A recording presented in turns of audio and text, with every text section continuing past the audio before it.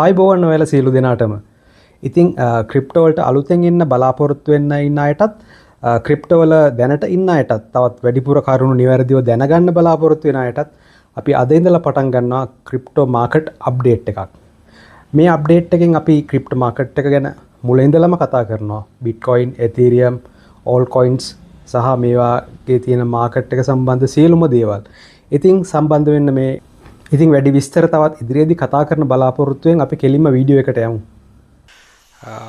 මේකේ ප්‍රධාන අරමුණ තමයි ක්‍රිප්ටෝ කරන්සි වලට උනන්දු ඔයාලා වගේ අයට ක්‍රිප්ටෝ වලින් කොහොමද හොඳ කැපිටල් එකක් හදාගන්නේ නැත්නම් කොහොමද හොඳ ඉන්වෙස්ට්මන්ට් එකක් කරගන්නේ කියන එක තේරුම් ගන්න උපකාරයක් කරන එක.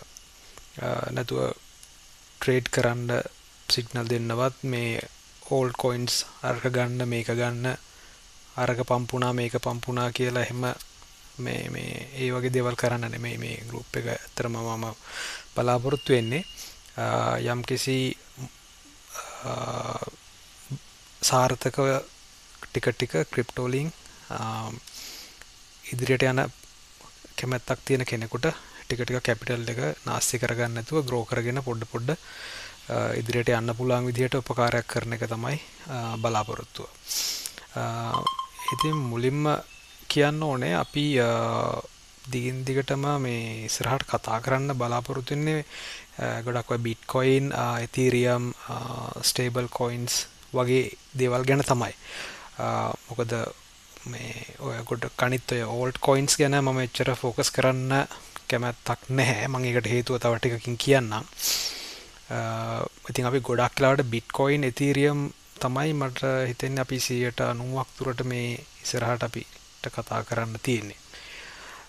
දැන් මම මේ ස්ක්‍රීන් එකේ ඔයාලට පේනවා ඇති මේ coin market cap dashboard එක.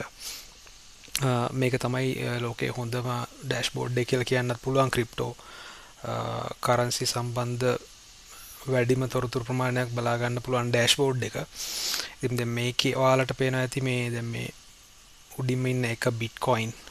බිට්කොයින් වල මේ වෙනකොට total market cap එක ඩොලර් ට්‍රිලියන 1.5ක් විතර වෙනවා. එතීරියම් ගත්තොත් බිලියන 250ක් වගේ market cap එකක් තියෙන්නේ. එතකොට දැන් අපි total crypto market cap එක ගත්තොත් ඩොලර් ට්‍රිලියන 2.5ක වගේ total market cap එකක් තියෙන්නේ සම්පූර්ණ ලෝකේ ක්‍රිප්ටෝ වල. ඉතින් දැන් ඒක බලලා ඉවරලා ඔයාලා මෙන්න මෙතෙන්ට ආවොත් මේ තමයි top 10 assets by market cap. කියන්නේ ලෝකේ ලොකුම assets market cap එක අනුව වැඩිම එකේ ඉඳලා අඩු එකට පෙළ ගැස්සුවාම එන විදිය. දැන් මෙතන gold ඉන්නවා. ඊට පස්සේ දෙවෙනියට ඉන්නේ Nvidia තනි කම්පැනි එකක්. ලෝකේ දෙවෙනි වැඩිම market cap එක තියෙන්නේ ඩොලර් ට්‍රිලියන 5ක්. ඒ විදිහට පහළට බැලුවොත් Google, Apple, Silver, Microsoft ඔහොම ගියාම Bitcoin තාම ඉන්නේ 13 වෙනියට. එතකොට මේ 12 Meta තනි කම්පැනියක් විදිහට තාම Bitcoin ට වඩා ලොකුයි.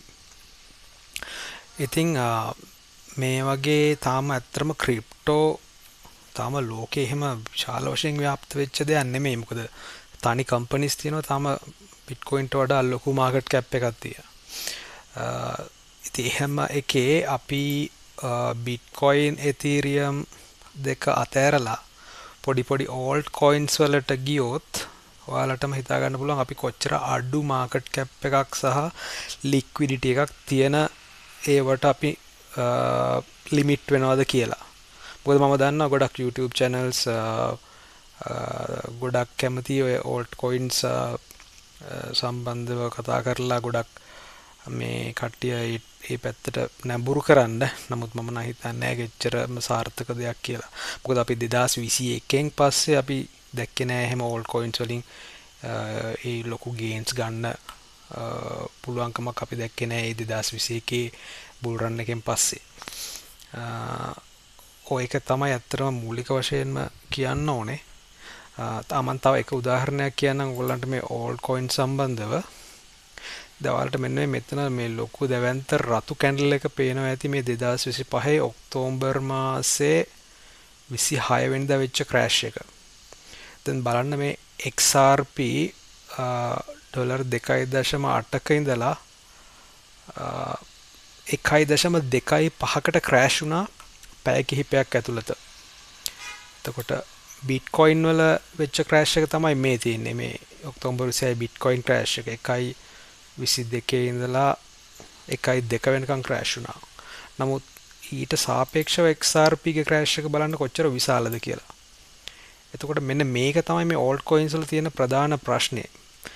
මෙහෙම ක්‍රෑෂ් වෙන්න හේතුව තමයි මේකේ ලික්විඩිටි ප්‍රමාණය. කියන්නේ මේකේ තියෙන කැපිටල් එක හරි අඩුයි. එතකොට කවුරු හරි මේක සෙල් ඔෆ් එකකට ගියපු ගමන් හිතා ගන්න බැරි විදිහට මේවා ඩ්‍රොප් වෙනවා. ඉතින් ඒකයි අපි ගොඩක් දුරට මේ ඉස්සරහට කතා කරද්දී බිට්කොයින් සහ එතීරියම් වලට විශේෂයෙන් තන මේ මුල් තැන දීලා කතා කරන්නේ. නමුත් අපි අවස්ථාව ලැබෙන විදිහට ඕල්ට් කොයින්ස් ගැනත් ටිකක් කතා කරමු. ඉතින් ඒක තමයි මට මූලික වශයෙන් හැඳින්වීමක් හැටියට අද ඔයාලට කියන්න ඕන උනේ. අපි ඉදිරියේදී බලමු කොච්චර දවසක් කර දවසක්ද නැත්නම් සතියකට දවස් කිහිපයක්ද කොහොමද මේ අප්ඩේට් එකක් දෙන්න පුළුවන් කියලා.